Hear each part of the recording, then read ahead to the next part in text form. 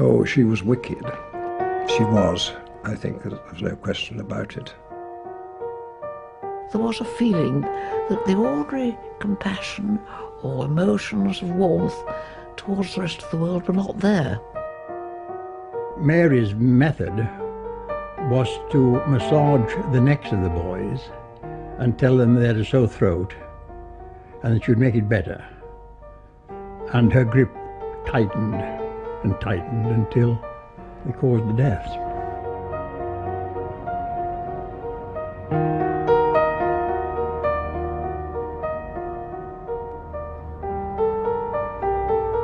In 1968, an 11-year-old girl, Mary Bell, killed 2 little boys in Scotswood, a district in the West End of Newcastle.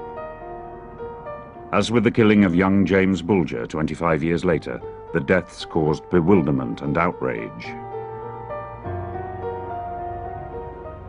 But unlike the case of James Bulger, while the people of Newcastle were horrified by the killing of 2 defenceless toddlers, there were few cries for vengeance and little sensational publicity about the case.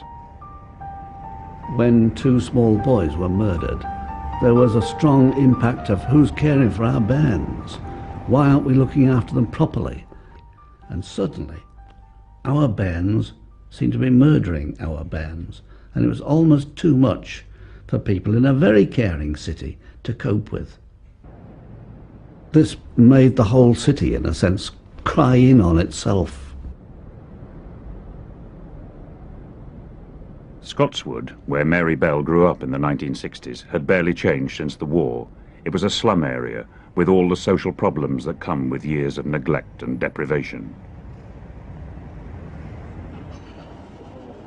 There was a lot of notorious families in the area who were well known to the police for drunkenness, minor petty crime and that sort of thing.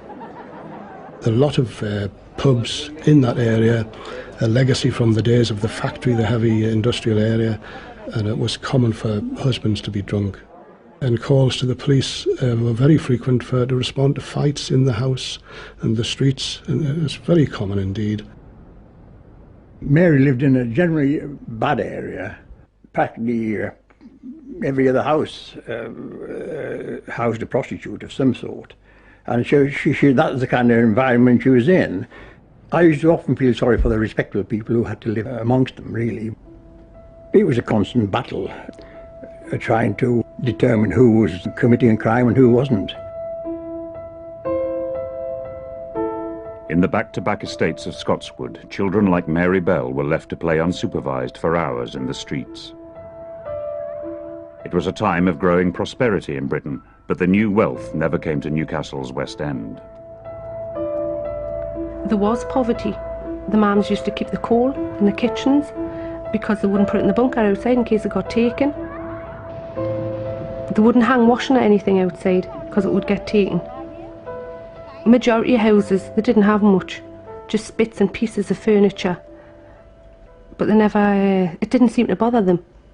They just used to get on with it.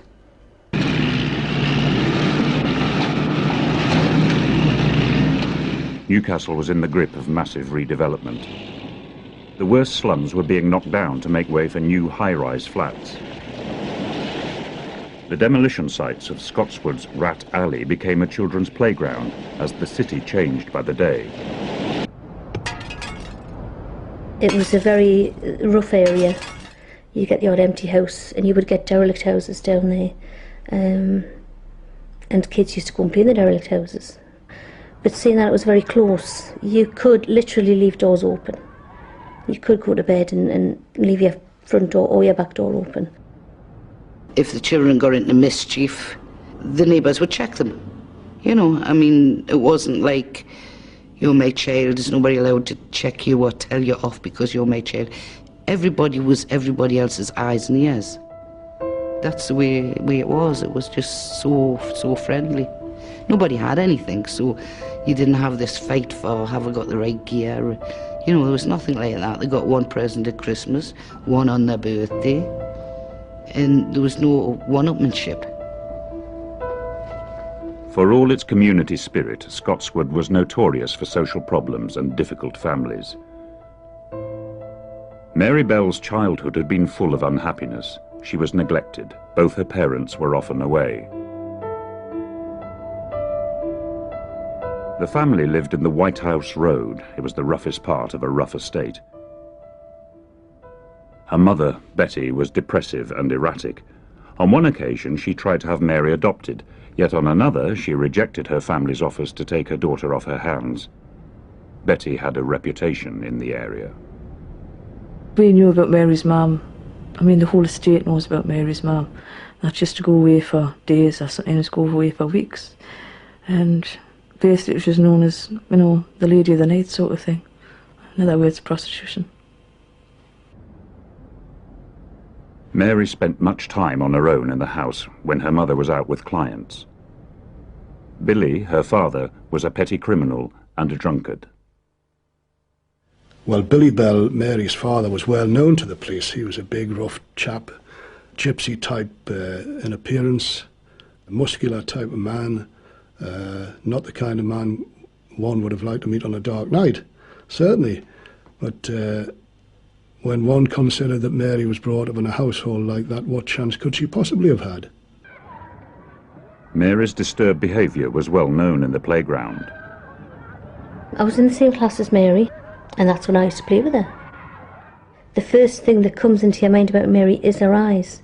She's got very, very distinctive blue eyes, very attractive blue eyes, I suppose, but they are very distinctive and they can fix you with a stare. She had such a heavy dark fringe in the blue eyes, the piercing eyes. She would stay and it just like got fixed on you, you know it. You knew you were in for trouble. She could be sort of fine, playing away 1 minute, doing the things normal kids do, and then she'd maybe get some of that kid might upset her, and that's when the change would start, and she could become quite aggressive. From 9-year-old, where I can remember, I was frightened of her. So what you did was you kept away from her. But there's situations where she would come to you, or who you were playing with. So you just had to like watch. You had to be very, very careful of her. You wouldn't have turned your back on her. Her eyes would go, she would act funny, her head would shake, and then she would know how to get by the throat. And the one time that I'll never ever forget, the little girl I used to play with, she had her hands so tight around her throat, her eyes, her face was red. Her lips were going a different colour, she was choking, but my sister that was in the middle-aged sister, she got her off. Mary's teachers at Delaval Road also became aware that she seemed to have a sadistic streak. I met Mary when a child in my class came in one morning and had a mark on her cheek. When I asked her what it was, she said that Mary had stubbed out a cigarette on her cheek. And when I sent for Mary, along came this little girl, and I said to her, "Have you done this?" And Mary said, "Oh, yes." And I said, "Well, I'm just sorry for what you've done." She said, "Yes." Although Mary's violent behaviour was noticed by her teachers, tragically nothing was done to address her problems. And at home she was exposed to the grim world of her mother's prostitution and her father's drunkenness. Mary was influenced by all of these things. She saw very strange behaviour going on through her own mother's actions and by her father's actions and by the local community. She was deeply embedded in a sort of petty crime environment, an environment in which violence against each other was something that was almost acceptable and the norm. Next door to Mary Bell in White House Road there lived another girl called Bell who was no relation. She was Norma Bell, 2 years older than Mary, but much less bright. Mary was always the leader. Because she had some followers on, she felt maybe led to do things that maybe she wouldn't have done on her own. But she could dominate people quite easily. If Mary was to tell Norma to jump off the Tyne Bridge, she would jump off the Tyne Bridge. That was one of the jokes at the time. It was a question of the two wrong people coming together, one to bolster up the courage of the other one probably, one the leader, nearly always, and one weaker intellectually. And this was the case with Norma Bell, easily led, Nothing near as bright as Mary Bell.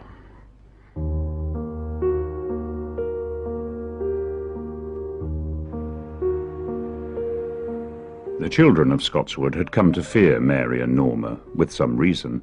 On Saturday, the 11th of May, 1968, Mary and Norma had picked up a boy aged 3 and taken him to buy some sweets. Sometime later, he was found wandering, dazed and bleeding. The police and an ambulance were called, but no action was taken.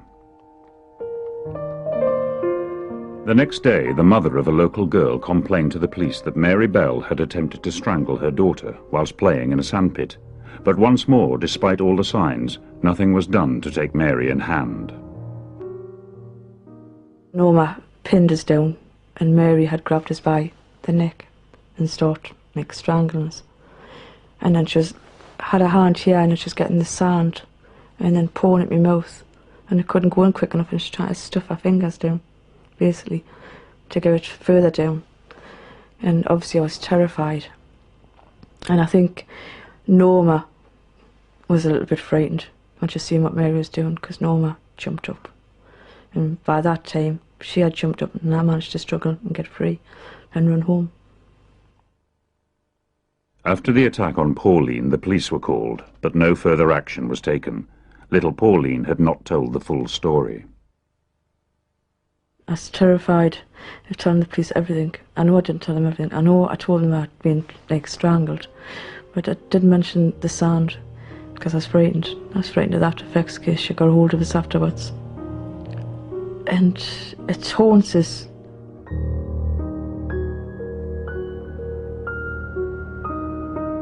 Two weeks later, on Saturday the 25th of May, Martin Brown, a 4-year-old Scotswood boy, was playing outside with his friends. He was quite tall for his age and well built. Blonde curly hair, blue eyes, and eyelashes. You've seen nothing like them. He wasn't an angel, he was always into mischief. He was one of these, he had a very cheeky face and he was mischievous. Like when he decided to have a swim pool in the bedroom, when he filled a bottom drawer full of water and were flooded. Things like that I used to get up to. It was just beautiful. What more can you say? Same as what every mother thinks about their child.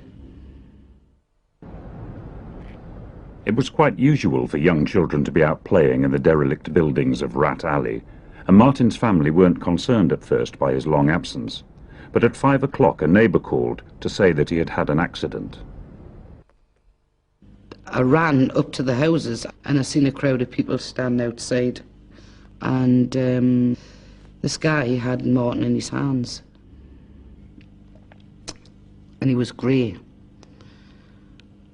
and he felt cold, so I took my cardigan off and I put it around him, and this man, there was tears running down his face, and I said, "Is he all right?" He says, I don't know. And at that, 2 ambulance men just rushed past, grabbed him and run past us again and put him into the ambulance. Martin Brown was taken from the derelict house to the local Newcastle hospital and pronounced dead on arrival. I was devastated because he didn't look as if he was dead. There was not a mark on him. There was a little trickle of blood down on his face, but that was it. Because Martin's body had been found in mysterious circumstances, upstairs inside an abandoned house, the police were called in to investigate the cause of death. At first they thought maybe some tablets, but that's just because there were some tablets lying around. The previous tenant of the house, which was then empty, had left these tablets around the floor. The pathologist carried out an extensive examination of the boy's throat, but couldn't come to the conclusion that it was violent or not other than a natural death. There was a few theories, like he's maybe getting to the top of the stairs and being frightened to come down because he once fell down the stairs when he was very little. And I said, well, he could have sort of getting a shock. They started calling Martin the Rat Alley boy, which really hurt. It really hurt that his name was linked to rats, you know, I mean, it's a terrible thing to do to a small child. 2 days later, Monday the 27th of May, police were called to a Scotswood nursery close to Mary and Norma Bell's homes. There had been a break-in, and officers found 4 pieces of paper. Scribbled on one were the words, "I murder so that I may come back," and "We murder, watch out," and on another, "We did murder Martin Brown." At the time, the notes were dismissed by the police as a nasty, childish game. The general tenor of these notes was to tease and provoke the police, because the police weren't making any progress in their investigation and that they weren't getting anywhere with it, which was remarkable. But I'm absolutely certain that was Mary's doing, because Norma presented as a very pathetic child, and Mary obviously dominated her. That same Monday, Mary Bell went to school as usual and wrote in her school newsbook, "There were crowds of people beside an old house. I asked what was the matter. There has been a boy who just laid down and died." She drew a picture of the dead body of Martin Brown, and next to it, a bottle and a pill, by which she wrote, "Tablet." Mary also showed a workman finding the body. This went unnoticed for weeks. Mary and Norma used to go to my sister's house to babysit. They were all right to talk to. But after I lost Martin, every time I went up and they were sitting in my sister's house, they would ask questions like, "How do you feel? Are you missing him?" Which I thought it was concern on their part for me. You know, I thought, isn't this nice to really care how I feel? Just before Martin was buried, they came to my house and they asked if they could see him.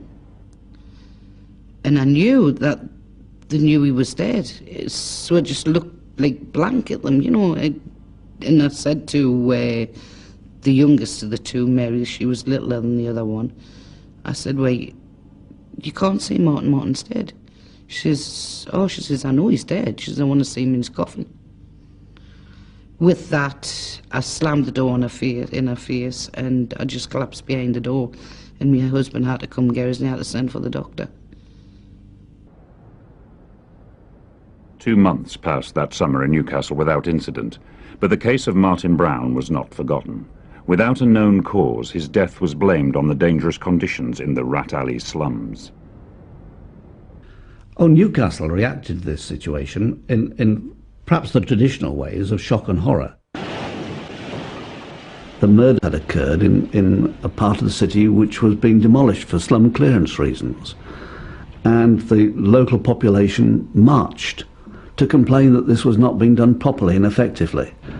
And the strange thing was, the little figure at the front of the march carrying one of the banners was Mary Bell.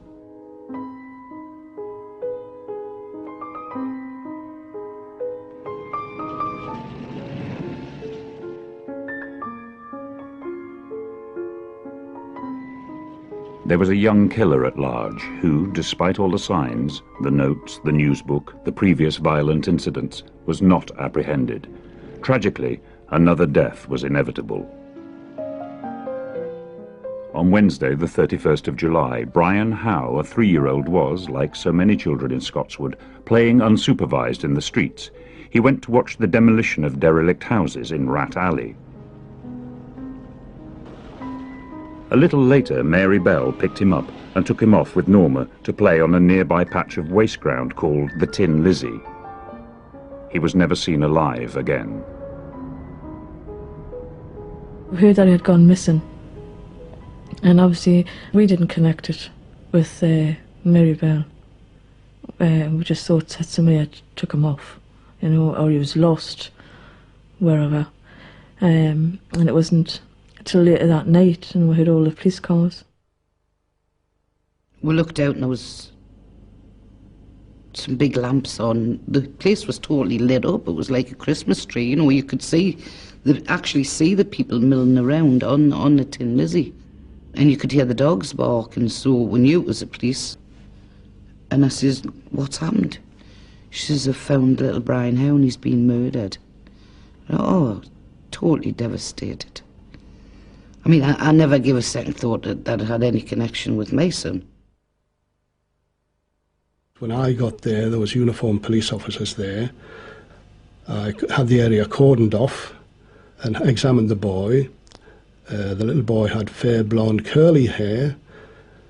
He was obviously appeared to be dead, so I did all the necessary things such as obtaining the services of the doctor and the photographer and notified Mr. Burrows, who would be eventually in charge of the investigation. I was head of CID at this time. On unusual murders, I was called out, well, practically every time. And this was a call early in the early morning. I think it was about 1:30 or 2 o'clock, called to this scene because the boy had been missing for some time, but by that time had been found, lying semi-spread eagled, really, half naked, lying amongst the concrete and the bushes.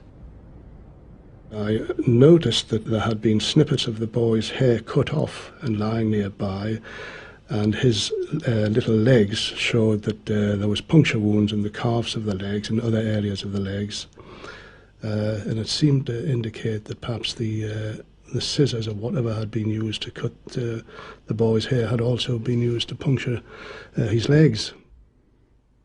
The first thing one noticed was the unusual cut marks to the legs. First time I'd ever seen that, of course, and one immediately could see that they'd been caused after death. I gained the impression at the time that the person responsible must have been rather young because of the gentleness of the death. It required a post-mortem examination, and that follows straight away. The post-mortem showed that Brian Howe had been strangled and that the cut marks were naive attempts to leave initials on the body. The pathologist concluded it was the work of a child. Given the similarities with the death of little Martin Brown, the police now reopened his case too and went to see his mother in Scotswood. They said, well, you better sit down, we've got something to tell you. And then there was with a bombshell that they'd looked back into Martin's death and they weren't 100% certain, but they were 60% sure that Martin had been murdered as well. Couldn't believe it. To the horror of the local community, the police now announced that they were searching for a child, and amid the hundreds of suspects, one child, Mary Bell, seemed to want to draw attention to herself. Whenever I held, or anyone else held, a conference, this one girl's face kept appearing, listening intently to everything that was being said. One couldn't miss her. If you tried, she was so obvious, pushing herself forward to listen to what was being said. It was common knowledge amongst the children of Scotswood that Mary and Norma had been up to no good. Mary had already boasted in the playground that she had strangled a boy, and many had experienced the little girl's assaults at first hand. I think everybody half thought, well, they knew. Well, everybody who went to Delver Road School knew what she was like. I think everybody sort of around our area was waiting for something to happen because of what she used to get up to. After a conference and discussion, we decided it was time to have a word with Mary Bell, and Mr. Dobson and I went to the house. And so far as I recall it, on the first occasion, Mr. Bell, the father, he refused to let us see the young girl, and he had a big Alsatian dog which he threatened to set upon us. But there had been another witness at the waste ground where the murder of Brian Howe took place, a 9-year-old boy with a mental age of 4. He had seen everything. There you had a witness who knew really what had gone on and explained to me what had gone on. And it appears that Mary's method was to massage the necks of the boys and tell them they had a sore throat and that she would make it better. And her grip tightened and tightened until they caused the death. Given the new witness, Harvey Burrows ordered his officers to go down to Scotswood and bring Mary and Norma in for questioning. The police consulted a child psychiatrist to get advice on how best to treat the children. They wanted me to see the children who were concerned, I suppose in a diagnostic way, because they had had suspicions. The school had had suspicions because they'd behaved in a curious way in the school. They brought me photographs of the little murdered boy. Tragic, you know, a little golden-haired laddie lying there dead. It was very trying, very upsetting. With Mary, it was difficult to get her to relax. You can understand why. I mean, she knew she was suspected, and I gather that when they went to her house, she sat on the man's knee, he was not her father, and said, "Send for my solicitor." You know, she was quite tough in that way. From the very beginning, right through to the end of the trial, it was a denial on Mary's part. Although the police clearly were wanting to ask Mary about the allegations that they had to put to her, and Mary did deal with the allegations, Mary had other things on her mind as well. And, for instance, she would wonder about her mother, whether her mother was going to come to see her or where her mother was. She had an Alsatian dog, and she would ask about that. When we got off the subject of the loss of the little boy, she began to talk about her friendship with Norma and how they had been happy together, and we were full of laughter that day, she said, and I think the day she was referring to was the day on which this child died. In the evenings, Mary and her friend Norma were taken into care in Newcastle. Many of those who came into contact with Mary grew fond of this vivacious and intelligent girl who was in such trouble.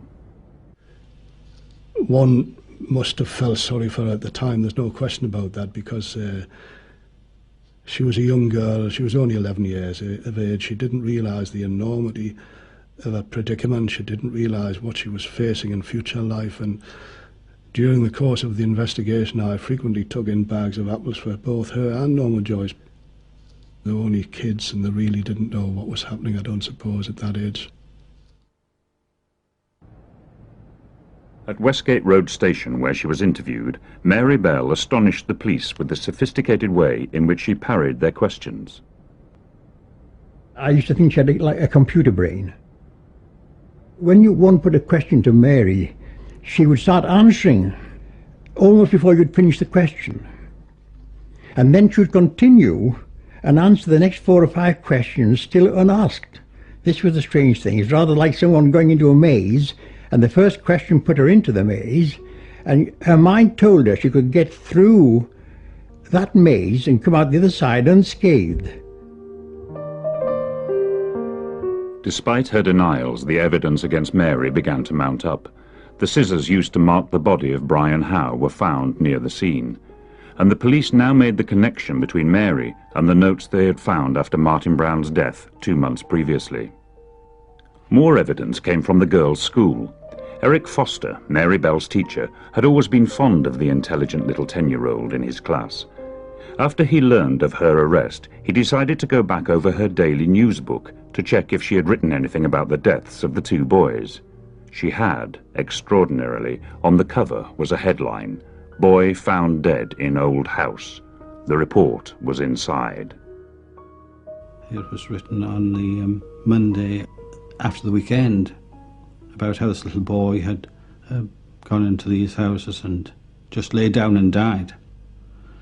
And when the police looked at the book and they saw the drawing at the bottom, the small drawing, there was the tablets arrowed, and the police said, well, of course, that was never disclosed to anyone, so she must have been there to have seen it. The news book was proof that she had been involved. On the 8th of August 1968, the police charged Mary Bell and her friend Norma Bell with the murder of Brian Howe. 4 months later, on the 5th of December, the full trial of Mary and her friend Norma began at Newcastle Assizes. Although the case had many similarities with the murder of James Bulger 25 years later, there was none of the sensational reporting that would be expected today. Indeed, because it involved a child killer, the BBC and ITN banned the story from their daytime news bulletins. Both Mary and Norma claimed they were innocent and blamed each other for the killings. And as with the Bulger case later, many felt a Crown Court the wrong place for the law to deal with children. Because it was a very serious offence, it had to go through the normal criminal processes and appear in an open court. And all the paraphernalia of counsel for the defence and counsel for the prosecution and the like. The whole thing focused on these two tiny little figures with dark hair, what seemed to be big dark eyes, looking out into the world. Now this just was totally unsuitable for examining the truths in this situation.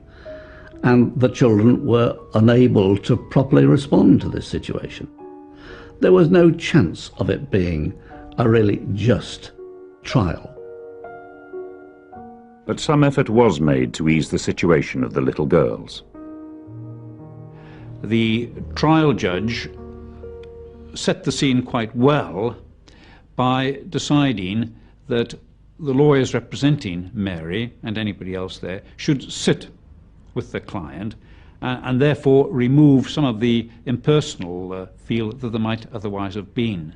And even that, which may seem quite a small thing in relation to the whole trial procedure, helped enormously, because Mary was able to speak to me whenever she wanted, I could speak to her whenever I wanted. There was no question of dealing at arm's length, and the jury would be aware of that more relaxed atmosphere as well. Seeing her sitting there, you would wonder how on earth she could be involved in any crime. She looked innocent. She showed no emotion and gave her answers straightforwardly, but constantly maintained that she was not guilty of either of the killings. But there was an incident when she was being cross-examined by Rudolph Lyons, when she did become very upset.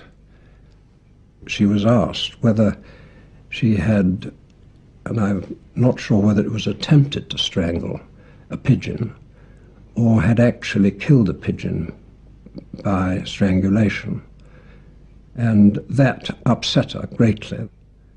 And we had to have a break while she recovered from this. The trial took 9 days. As time passed, it became ever more apparent to the court that Mary Bell was, in some way, abnormal, quite unlike other children of her age. She had certain things that one felt were missing in her emotions. That was my impression. She was quite, I'm not going to say hard, but she was impervious. She never, of course, admitted to having done any of these things.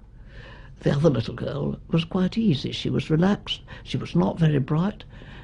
I was very sorry for her. She had been entirely, I think, the led one.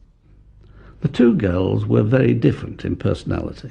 Mary, very bright and sharp, and could answer back to the counsel when they questioned her. She could make quite witty little remarks. The other girl was not as bright, and I think was completely overawed by the setting. And in a sense, the court almost separated the two and said, therefore, the bright one must have done it, and the duller one probably didn't. There was no doubt in the court, given all the evidence, that Mary had strangled the two little boys, despite her denials. The verdict of the jury depended on the findings of the psychiatrists who examined Mary Bell. The doctors' conclusions were unanimous, that Mary lacked the ordinary feelings of a child her age and was, in their view at the time, a psychopath. I did not get any feeling of remorse or anxiety. I really had something behind a glass, really. You see, most children you get to know, and they talk, and you get a feeling about what sort of a child they are. At least in my particular job you have to. But I don't think that with Mary one could do this. Oh, she was an intelligent child. Oh, yes. She'd got it all worked out. She was devious. And that's very often a characteristic of a psychopath, is that they have considerable intelligence and resource and cunning. And she used those to the full. Given the medical diagnosis, Mary Bell was found guilty of manslaughter. Norma Bell was acquitted on the grounds that she was simple-minded and had been dominated by her friend. She left the court and returned to her home and family in Scotswood. Mary was sentenced to be detained at Her Majesty's pleasure. Well, Mary was in a state then of very, very great shock, and understandably so. And she did turn to me in tears, and I was just next to her, and I put my arm around her in an attempt to comfort her in this situation. I felt as if, yeah, that's the way it should be. And I hated that girl. I hated both them girls. I hated them for what they'd done to me. And if I could have gotten a hold of them at the time, I would have done what majority of people would have done. I would have most likely been in the court the next week. But having been found guilty of manslaughter, the authorities' duty was to rehabilitate and not to punish Mary Bell. The newspapers agreed. Even The Sun, in contrast to its attitude to the Bulger case 25 years later, called for a humane and caring approach to the little girl killer. But the problem was that her case, at that time, was unique. She was too young to be the subject of a hospital order under the Mental Health Act. That wasn't an option. And one of the strange features of this trial was that after she had been convicted, it wasn't apparent that anybody had really applied their minds as to where she was going to spend the first night after sentence. After much toing and froing, it was decided that she should go to an approved school with secure accommodation, Red Bank in Lancashire. Here Mary would be looked after and given the attention and even love she craved and lacked at home. Mary was, and I believe still is, a very attractive personality, a very lively mind, and with quite a lot of gifts in the artistic field and the capacity to write well and relate well, which was really quite remarkable coming from the background that she did do. And I think that all sorts of people, professionals and lawyers and others involved in her care, were quite taken by this. And this, in a sense, was very fortunate, because what it did mean is that nobody was prepared just to let her case lie fallow.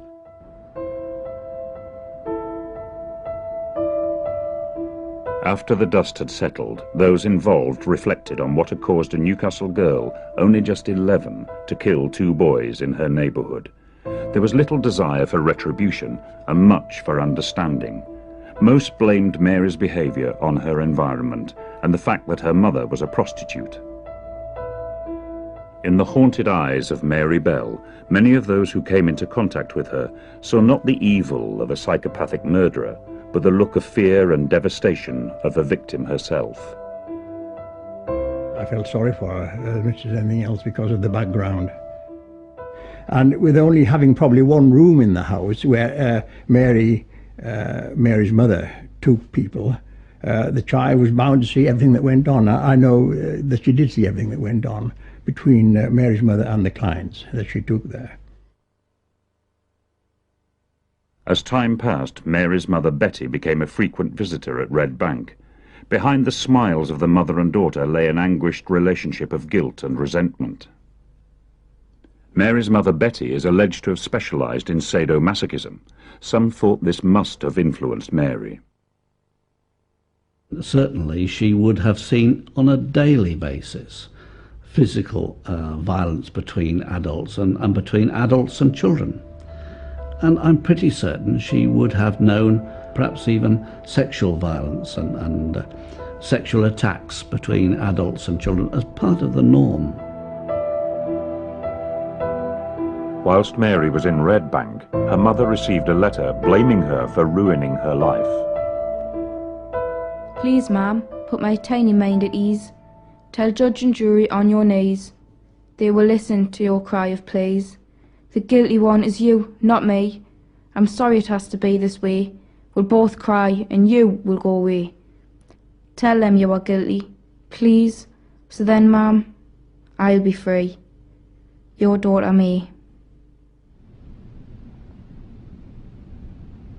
Betty Bell herself gave a television interview in 1972, 4 years after the killings.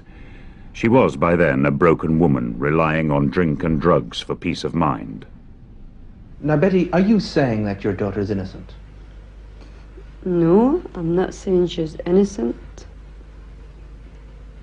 But something must have made her do these things. Yes, something possibly must have made her do these things. What was it about her life and her family you think that could have driven her to these things? Maybe it's the arguments between my husband and myself might have had some inflict on her. I don't know. Have you been very despairing sometimes? Very despairing, very under a lot of strain, stress, and grief for my daughter. I think the relationship between Mary and her mother was one of the key factors here, where there was really little or no emotional attachment at all. And I think this made the child really feel she had little or no emotional attachment to human beings around her, and therefore nasty things could be done to them because it didn't mean anything.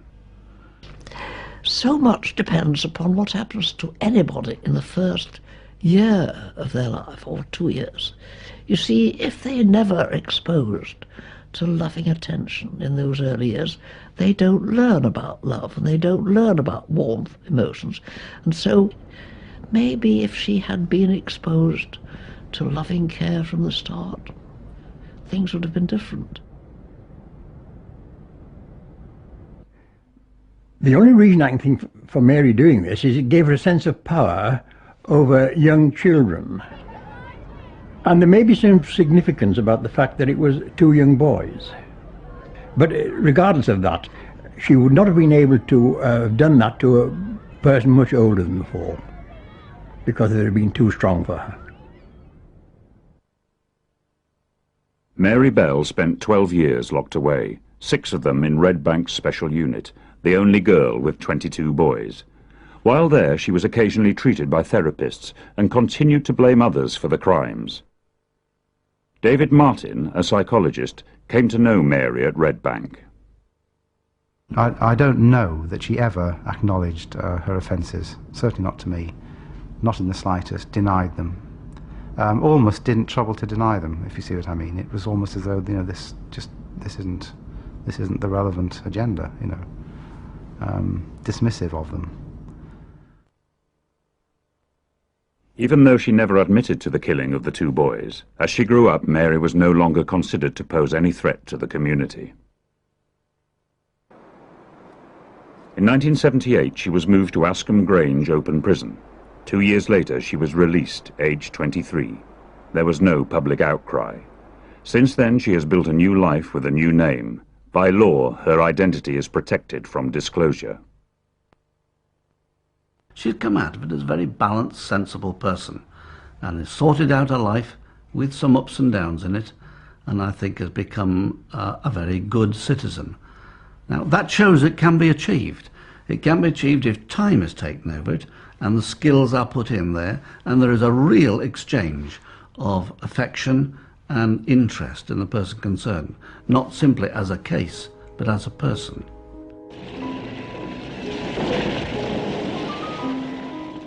But the people of Scotswood in Newcastle have never overcome the trauma of the case of Mary Bell. The killing of 2 little boys by an 11-year-old girl seemed to mark a turning point from an old world of comfortable innocence where children could play safely on the streets to a world of high-rise flats, increasing crime, and an ever-present fear of lurking violence. Even to this day, it's a name that's not forgotten. It can't be. I mean, I know I'll not forget, because it left an impression in an impressionable age. Things changed, doors were closed, children didn't play out so much. Children were taken to school and picked up from school, whereas beforehand they'd gone themselves. I mean, the other cases that have happened since then, they'll always be remembered as well, but for some reason, because this seemed to be the first prominent case, I don't think it ever will be forgotten. 25 years after the case of Mary Bell, the killing of a toddler by 2 boys in Liverpool seemed to have many similarities. 2 children, egging each other on, had led off a smaller boy and killed him. But the Bulger case caused much greater public outrage. The video images had given it a far greater immediacy, and the violence of the killing seemed more shocking. Yet, like Mary Bell, the 2 young killers, Robert Thompson and John Venables, had a troubled and unhappy past. Like Mary, they too had shown signs of disturbance which were never picked up.